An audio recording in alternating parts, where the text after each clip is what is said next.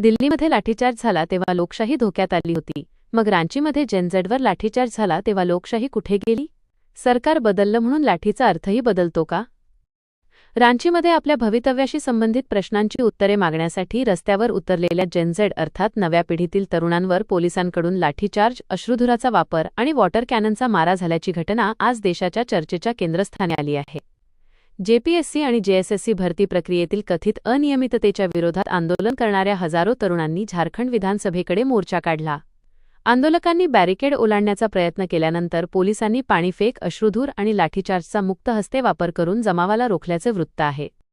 रांचीतील ही घटना केवळ एका आंदोलनावर झालेल्या पोलीस कारवाईची बातमी म्हणून पाहणे पुरेसे ठरणार नाही. या घटनेच्या मागे आजच्या तरुणांच्या मनात साचलेला एक मोठा प्रश्न आहे. आमच्या भविष्याशी संबंधित प्रश्नांची उत्तरे आम्हाला कोण देणार? सरकारी नोकरीची तयारी करणाऱ्या तरुणांसाठी परीक्षा म्हणजे केवळ काही तासांचा पेपर नसतो. त्यामागे अनेक वर्षांची मेहनत असते. घरच्यांच्या अपेक्षा असतात. आर्थिक परिस्थितीशी केलेला संघर्ष असतो. वयाची मर्यादा असते. एखाद्या परीक्षेच्या निकालावर एखाद्या तरुणाचे पुढील संपूर्ण आयुष्य अवलंबून असू शकते. त्यामुळे भरती प्रक्रियेत कथित गैरप्रकार झाले, परीक्षा प्रक्रियेवर संशय निर्माण झाला किंवा निवड प्रक्रियेच्या पारदर्शकतेबाबत प्रश्न उपस्थित झाले, तर त्या प्रश्नांची उत्तरे मागणे हा तरुणांचा अधिकार आहे. आरोप खरे आहेत की खोटे याचा निर्णय निष्पक्ष चौकशीने झाला पाहिजे, लाठीने नाही. लोकशाहीत आंदोलन करण्याचा अधिकार आहे, पण आंदोलनकर्त्यांवरही कायद्याचे बंधन आहे. बॅरिकेड तोडणे, पोलिसांवर हल्ला करणे, दगडफेक करणे किंवा सार्वजनिक मालमत्तेचे नुकसान करणे योग्य ठरू शकत नाही. कायदा सुव्यवस्था राखण्याची जबाबदारी पोलिसांची आहे.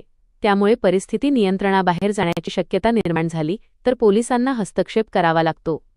हेही मान्य करावे लागेल. पण प्रश्न एवढ्यावर संपत नाही. पोलिसांनी बळाचा वापर केला हा एक भाग झाला. तो बळाचा वापर आवश्यक होता का, प्रमाणबद्ध होता का आणि संवादाचे पर्याय संपल्यानंतरच तो करण्यात आला का, हा दुसरा आणि तितकाच महत्त्वाचा प्रश्न आहे. लोकशाहीमध्ये प्रशासनाकडे केवळ लाठी, अश्रुधूर आणि वॉटर कॅनन हेच पर्याय नसतात. आंदोलकांच्या प्रतिनिधींशी चर्चा करता येते. त्यांच्या मागण्या लेखी स्वरूपात स्वीकारता येतात. चौकशीची घोषणा करता येते. परीक्षेच्या प्रक्रियेबाबत अधिकृत माहिती जनतेसमोर ठेवता येते. चौकशीसाठी वेळमर्यादा निश्चित करता येते. तरुणांच्या मनातील संशय दूर करण्यासाठी सरकार स्वतः पुढाकार घेऊ शकते. मग संवादाची जागा संघर्षाने का घेतली? हा प्रश्न सरकारला विचारावा लागेल.